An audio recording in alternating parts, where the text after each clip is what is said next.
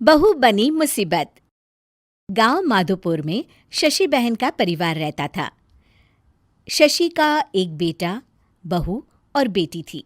पति और बेटा किसान थे जो सुबह खेत में जाते और सारा दिन मेहनत के बाद शाम को घर लौटते। शीला भी घर में रहकर सिलाई का काम करती। शीला की बेटी भी बड़ी समझदार थी। वो घर के काम में माँ का हाथ बटाती। लेकिन बहू का हाल निराला था। वो काम कम और मिन मेख ज्यादा निकालती, जिससे शशि और उसकी बेटी काफी परेशान रहते।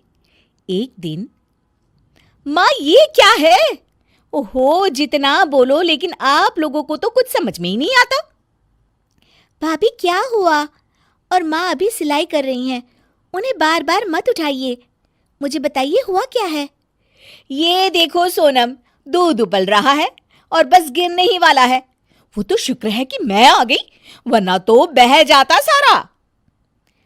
अरे पर मैं तो अभी देख कर गई थी और गैस भी धीमी थी। हमेशा दूध सामने खड़े होकर ही उबाल दिलवानी चाहिए, ठीक है ना? सोनम को मेघा की बात पर गुस्सा आ जाता है, लेकिन क्लेश ना हो ये सोचकर वो चुपचाप वहां से चली जाती है और सोचती है कि वो कैसे मेघा को सबक सिखाए। एक दिन मेघा ने कहा, सोनम, अरे ओ सोनम, कहाँ हो? ऐसा कैसे कर सकती हो तुम? क्या हुआ भाभी? जब देखो परेशान सी घूमती हो। खुश रहा करो भाभी, इससे ना स्किन ग्लो करती है। सोनम, फेस तो मेरा वैसे भी ग्लो करता है, देखो। और कितनी गुणी भी हूं मैं। तुम्हें तो शादी करके दूसरे घर जाना है। देखो जरा, देखो अपने कमरे का हाल देखो, सारा संतरे का छिलका जमीन पर फैला है। अरे ससुराल में ऐसे ही रहोगी क्या? भाभी करना ही क्या है, वहीं पड़े। हर बात पर मीन मेक करने वाली मेघा एक दिन फिर चिल्लाने लगती है, माँ, अरे माँ सुनो तो जरा। अब क्या हुआ मेघा, क्यों चिल्ला रही हो? माँ ये देखो, देखो जरा, ये कांच का कटोरा जिसे टेबल के किनारे रखा है। अरे किसी का एक हाथ लगेगा और ये गिरकर टूट जाएगा। तभी मेघा के कमरे से कुछ गिरने की आवाज आती है। वो भागकर कमरे में जाती है, जहां उसके पीछे शशि भी आ जाती है। मेघा के कमरे में उसका शीशा गिर जाता है।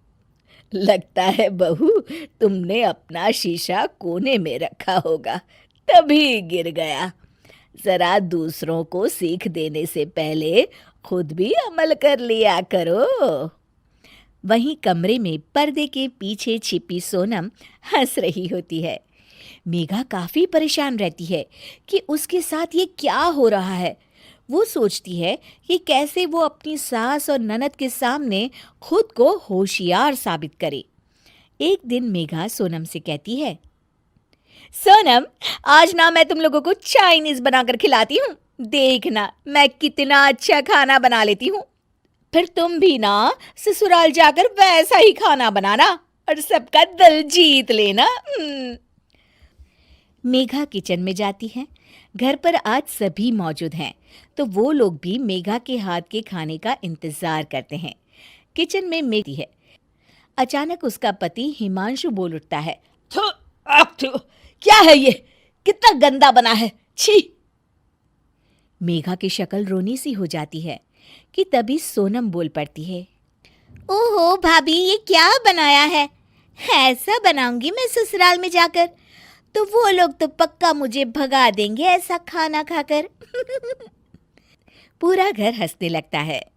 तभी मेघा की सास कहती है, कोई बात नहीं बहू, कभी कभी ऐसा हो जाता है, पर हाँ, दूसरों को सीख देने से पहले खुद का सही होना सबसे ज्यादा जरूरी होता है।